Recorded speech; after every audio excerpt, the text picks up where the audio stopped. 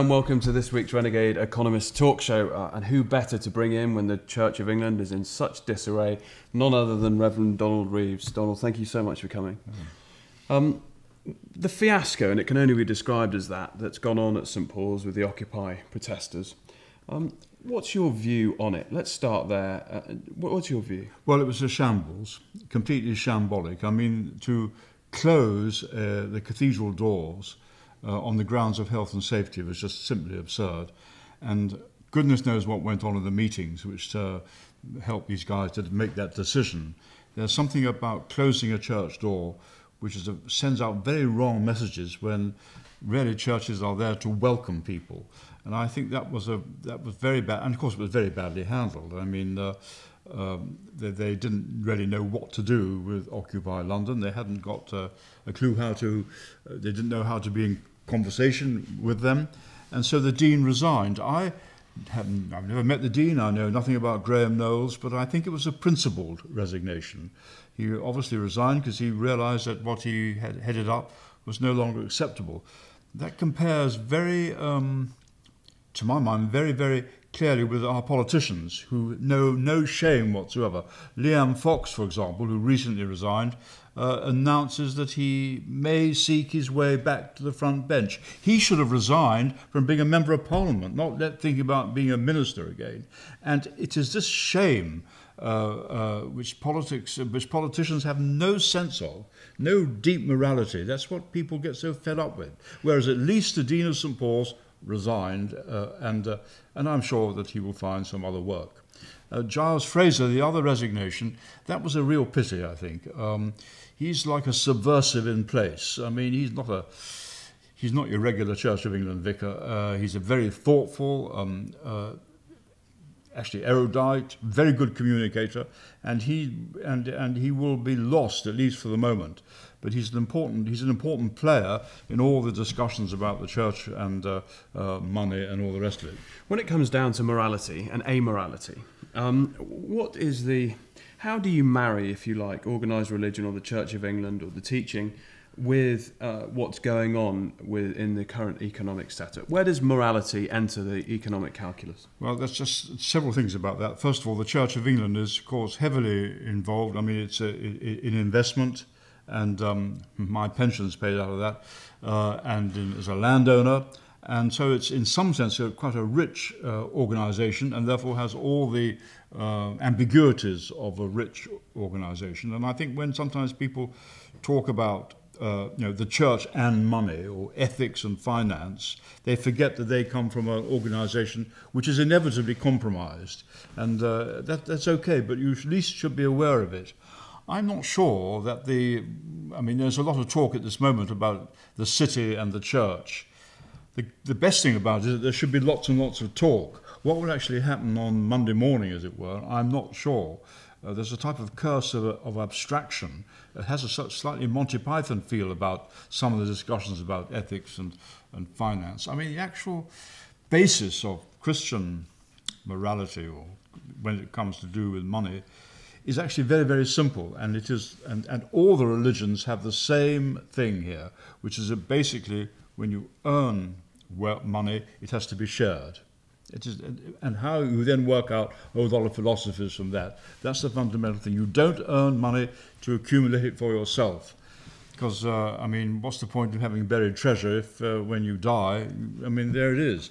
So that's the very fundamental thing about, and we have to recover that in all sorts of ways. Now look, St Paul's, obviously, it's been a pantomime. Yes. You lived through the 70s and 80s. Margaret Thatcher famously described you as a very dangerous man. When you had your church at St James Piccadilly, during that age of dissent, what was your reaction to protest? Well, my reaction to Mrs Thatcher, first of all, was that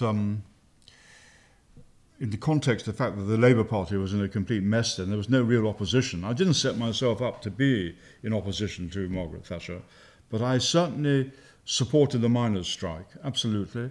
And on a number of occasions, the miners' wives would come to the church and put their feet up and have some coffee before they went out fundraising. And I remember we plastered the railings with support the miners' strike, and that caused lots in Piccadilly, you can imagine. And then I remember Michael Foot saying to me, if you go on like this, you'll make me a Christian. Did you? Did you? No, not really. But he was a very he was a hopeless leader of the Labour Party, but he was a good man. But we, and I became well known as supporting the miners, and also I was very against the reaction to the Falklands War. And on Sunday afternoons for many weeks, myself and other colleagues would head up a march to Hyde Park or different places, objecting to the war in the Falklands. Now, Margaret Thatcher saw foreign policy in terms of black and white. Mm-hmm. There was no grey area. And our discussions, were very much a grey area about international security, national security, personal security. And I think she found that really difficult. I mean, how it came to be that I heard she said about that, we had an Any Questions programme at St James's, and she saw that Enoch Powell was going to take part. So she called him into Number 10 and said, I think you should know the rector's a very dangerous man.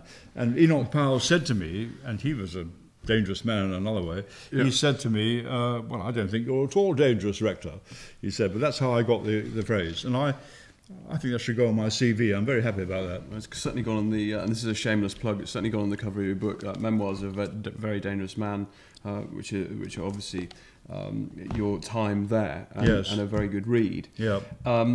Donald, who's going to facilitate the conversation today? Because it seems that the Occupy movement there's a narrative that's starting to emerge. It's not clear yet, but where are those conversations going to come from? Where is the, let's say, the renaissance in conversation? The conversation, first of all, is absolutely crucial to this. People have to talk. They have to meet and they have to talk. You can do only so much on the social media.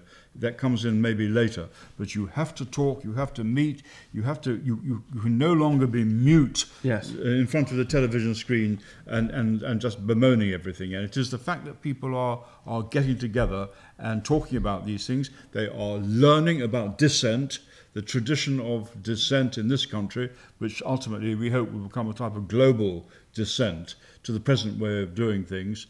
And once that begins to happen, there's an opportunity for dreaming, for imagination, and for learning about things which are happening. All these what I've just described is completely missing from mainline politics. So the Church of England can make itself relevant again by facilitating or by holding the space to allow those conversations. That it should do that. Because can I just make one observation about your organisation?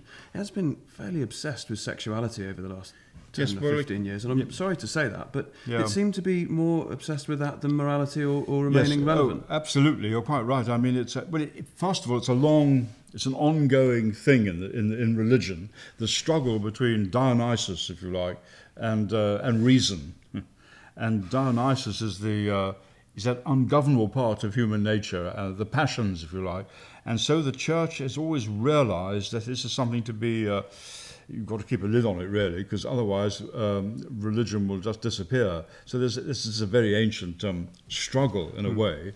And, of course, it's been much more obsessed with, and particularly with women and women priests and now women bishops, that the issues of sexuality, misogyny, and, of course, with homosexuality, has really diverted us from the main.